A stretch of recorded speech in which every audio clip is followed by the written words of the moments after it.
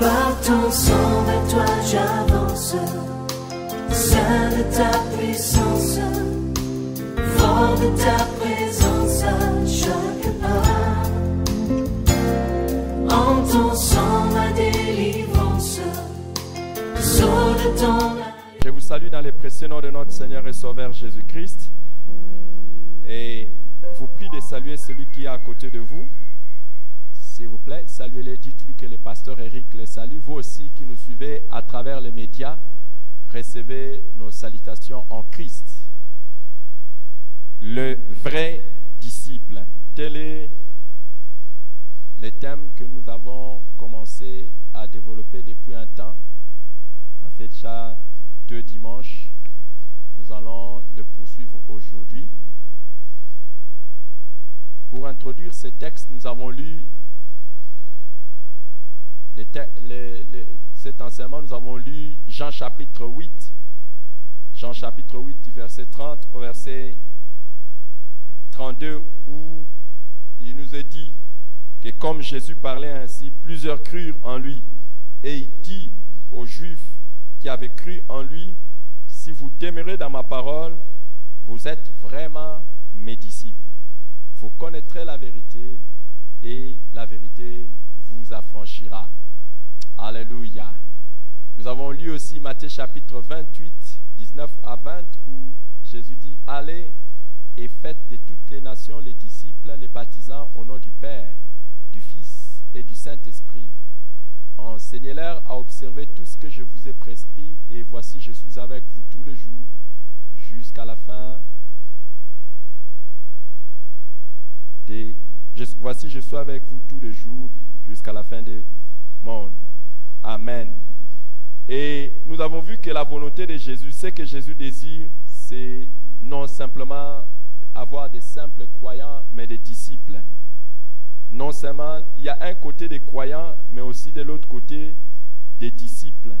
Si aujourd'hui, dans les églises, nous nous préoccupons plus des croyants ou des foules qui viennent, mais Jésus-Christ s'intéresse à avoir les disciples, et il nous a commandé également d'aller et de former des disciples.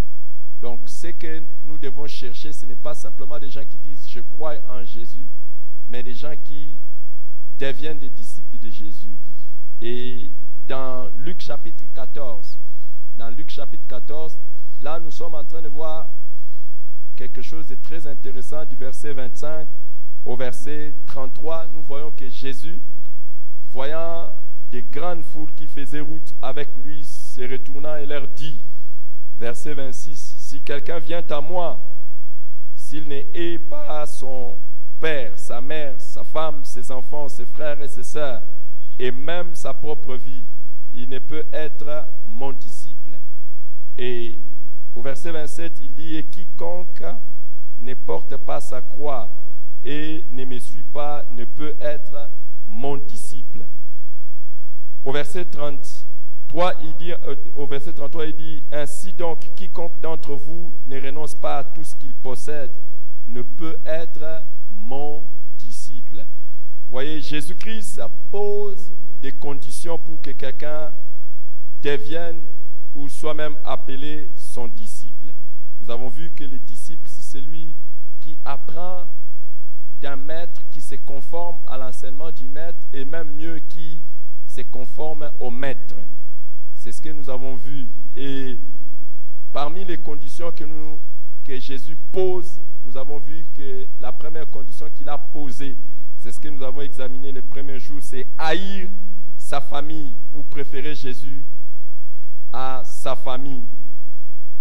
Et la deuxième condition que nous avons examinée, c'était haïr sa propre vie. C'est ce que nous avons vu les dimanches derniers. Nous avons appelé disciples de Jésus. C'est dans les versets 33 de Luc chapitre 14. Il dit, quiconque d'entre vous ne renonce pas à tout ce qu'il possède ne peut être mon disciple. Celui qui ne renonce pas à tout ce qu'il possède, celui qui ne renonce pas à tout ce qu'il possède ne peut pas être mon disciple. Cette condition pas plu à beaucoup de gens. Et même certains théologiens ont trouvé que ces versets est très difficile et que c'est une condition très difficile. On a essayé de trouver des explications pour atténuer, essayer un peu de diminuer ce que Jésus a dit. Mais si nous voulons rester fidèles à la parole de Jésus et être des disciples, nous devons suivre ce qu'il dit à la lettre. Renoncer à tout ce que nous possédons pour être disciples. Pourquoi cette condition a été perçue comme une des conditions les plus difficiles pour être disciple de Jésus? Premièrement, à cause de ce que Jésus dit. Jésus ne dit pas « quiconque d'entre vous veut renoncer à tout ce qu'il possède ». Non, il dit « quiconque d'entre vous qui ne renonce pas, il doit déjà le faire ». Ce n'est pas question de vouloir, mais de le faire déjà. Renoncer à tout ce que l'on possède. Et pourquoi aussi c'est difficile pour certains de devenir disciples? Parce que Jésus n'a pas dit qu'il renonce à certaines choses qu'il possède, mais qu'il renonce à tout ce qu'il possède. Tout. Dis à ton voisin, Jésus demande que tu renonces à tout ce que tu possèdes. Tout, pas quelque chose. Hein? À tout. À tout ce que tu possèdes. Jésus a demandé que tu renonces à tout ce que tu possèdes. Tu as dit ça à ton voisin. Demande-lui, est-ce qu'il a déjà renoncé ou bien il a déjà renoncé ou bien à tout ce qu'il possède. Tout. Pas certaines choses qu'il possède, tout. Et il dit, il ne peut être mon disciple.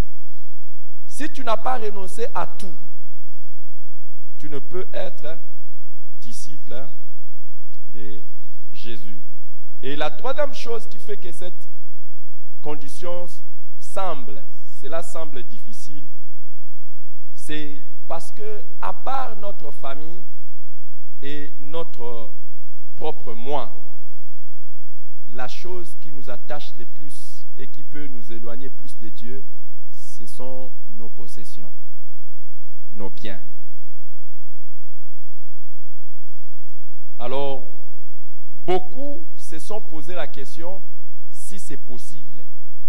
Beaucoup se sont posé la question si c'est possible que quelqu'un renonce à tout ce qu'il possède.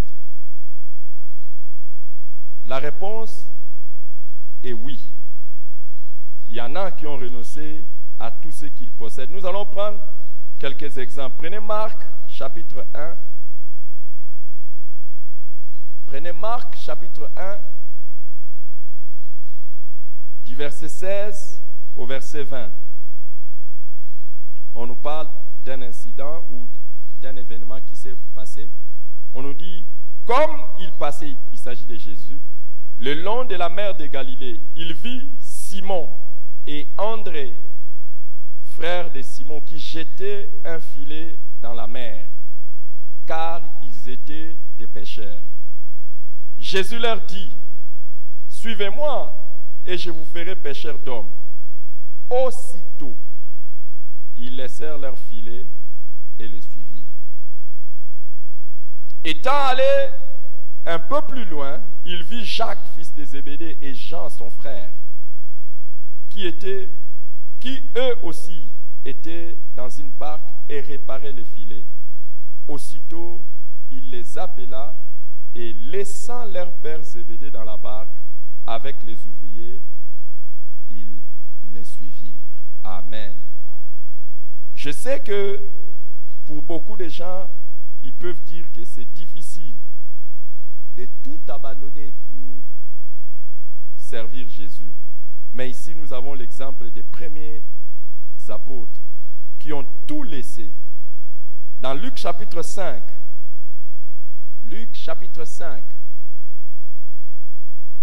à partir du verset 27 à 28, nous lisons, « Après cela, Jésus sortit et y vit un publicain, c'est-à-dire collecteur d'impôts, nommé Lévi, assis au lieu de péage. Et il lui dit, « Suis-moi. » Et laissant tout, il s'éleva et le suivit. Si tu ne fais pas ça, ne dis pas que c'est impossible. Si tu n'es pas prêt à tout renoncer pour Jésus, ne dis pas que c'est impossible. Il y a des gens qui ont fait ça. Il y a des gens qui ont fait cela. Actes des apôtres, chapitre 4. Tu diras oui, et c'est parce qu'ils étaient des apôtres, parce qu'ils étaient spécialement appelés. Prends ta Bible. Est-ce que tu as une Bible? Ouvre ta Bible, ouvre ta Bible. Prends ta Bible, ouvre ta Bible. Prends ta Bible, ouvre ta Bible dans Actes chapitre 4. Et nous allons lire ensemble du verset 32 au verset 37. Actes 4, 32 à 37. La multitude de ceux qui avaient cru n'était qu'un cœur et qu'une âme. Et nul ne disait que ses biens lui appartinssent en propre. Mais tout était commun entre eux. Les apôtres rendaient avec beaucoup de force témoignage de la résurrection du Seigneur Jésus, et une grande grâce reposait sur eux tous. Car il n'y avait parmi eux aucun indigent. Tous ceux qui possédaient des champs ou des maisons les vendaient, apportaient les prix de ce qu'ils avaient vendus et les déposaient aux pieds des apôtres. Et l'on faisait des distributions à chacun selon qu'il en avait besoin. Joseph, surnommé par les apôtres Barnabas, ce qui signifie fils d'exhortation. Lévite, originaire de Chypre, vendit un champ qu'il possédait, apportant l'argent et le déposa aux pieds des apôtres. Amen. Dis à ton voisin, aujourd'hui nous allons faire acte des apôtres. Alors, commençons à sortir tout ce que nous avons et mettons ça en commun. Sors ton téléphone, mets tout ton argent, mets la clé de ta voiture. Waouh, tu ne veux pas faire? Commencez à vous défaire de tous les bijoux et toutes les montres que vous avez. Waouh, vous ne voulez pas faire ça? Qu'est-ce que nous avons lu?